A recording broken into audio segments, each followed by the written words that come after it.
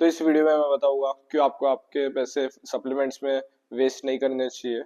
तो सप्लीमेंट्स के पीछे का पूरा एक लॉजिक मैं आपको क्लियरली एक क्लियर इलेबोरेशन दूंगा सप्लीमेंट के बारे में। तो सप्लीमेंट्स ऐसा है कि अगर आप कोई भी सप्लीमेंट लेते हो, चाहे वो प्रोटीन हो, क्रिएटिन हो, माइक्रो ये मल्टीवाइटामिन हो या फिर कोई भी हो, तो आपकी बॉडी इतनी सी है। इतनी आप देख सकते हो कितनी बड़ी है मेरी बॉडी। 64 kg में वे करता हूँ और मैं वो 5'8" हाइट में। तो इतना आपकी बड़ी बॉडी है। ऊपर से अगर आप वो मल्टीवाइटामिन लेते हो तो इतनी सी गोली आती है।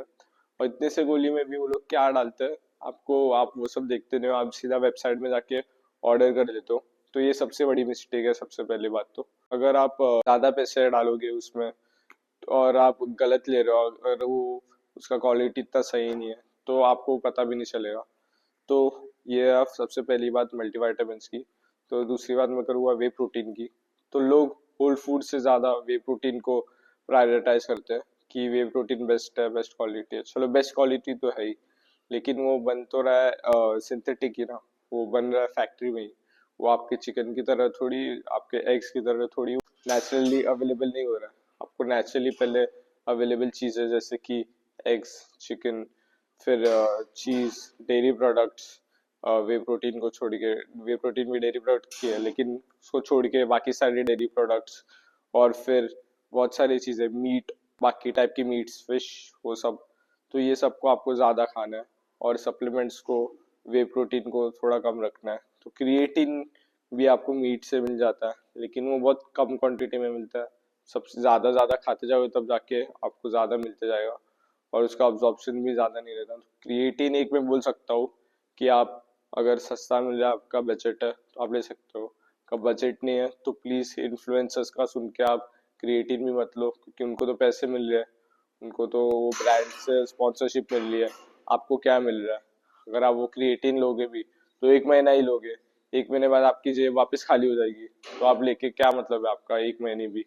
तो आपको रेगुलरली लेना पड़ेगा वो। सप्लीमेंट्स का यही सीन है कि आपको रेगुलरली लेना पड़ेगा। आप पैसे जमा के 1 महीने के लिए ले तो लेंगे, लेकिन बाद में आपके पास पैसे नहीं रहेंगे तो आप क्या करोगे? तो 1 महीने के लिए रखे तो मतलब नहीं है, आपको रेगुलर रखना पड़ेगा। तो मैं वही बोलूँगा कि अगर आप सप्लीमेंट्स ले भी रहे हो तो पूरा कंटिन्यूटी के साथ लेना पड़ेगा और स्मार्टली लेना पड़ेगा। ज़्यादा सब चीज़ें BC डबल है, फिर वो एल कार्निटीन, फिर वो मास गेनर, ये सब लेके कुछ मतलब नहीं है। तो सप्लीमेंट्स एक बहुत बड़ी इंडस्ट्री है। वो लोग बहुत पैसे कमा रहे हैं।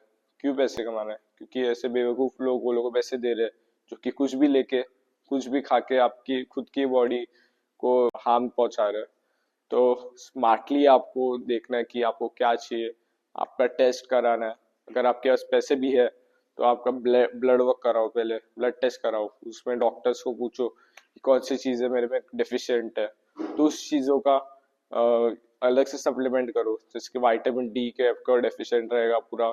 इंडिया में 70% विटामिन डी डेफिशिएंट है। तो अगर आपका विटामिन डी डेफिशिएंट निकला या फिर कोई भी XYZ माइक्रोन्यूट्रिएंट का डेफिशिएंसी निकला तो उसका आप सप्लीमेंट करो। तो अगर आपके पास उतने भी बजट नहीं है तो आराम से सब, क्या जब आपके पास बजट रहेगा तभी ये सब करना। अभी ये सब करने की कोई जरूरत नहीं है। अभी आपको नॉर्मल सिर्फ वर्कआउट करना है, होल फूड में जाना है और टोटली आपको नेचुरल होल फूड जो भी अवेलेबल है आपके पास, जो भी, जैसे कि एग्स सबसे बेस्ट है आपके लिए नेचुरली। और आप के पास बजट भी कम है तो आप एग्स पे पूरा जाके आप मसल बिल्डिंग कर सकते हो। तो लोग ये भी करते हैं कि आपके हड्डियां कमजोर है तो वो लोग सीधा कैल्शियम, सिर्फ कैल्शियम का गोली लेने जाते हैं मेडिकल में या तो वेबसाइट्स में कोई भी। तो ऐसा है कि कैल्शियम आपके बॉडी में तभी ऑब्जर्व होगा जब आप विटामिन डी भी कंज्यूम कर रहे हो साथ में, जब आप K2 भी कंज्यूम कर रहे हो साथ में। तो ये सारी चीजें का, कुछ चीजों का कॉम्बिनेशन है जो आपके बॉडी में ऑब्जॉर्प्शन को हेल्प करेगा। ये सारी चीजें इंटरकनेक्टेड है। ये सारी चीजें बहुत कॉम्प्लिकेटेड तो नहीं बोल सकते लेकिन लोगों ने कॉम्प्लिकेट करके रखा है। तो ये सारे कॉम्बिनेशन है, ये आपको पहले स्टडी करना पड़ेगा।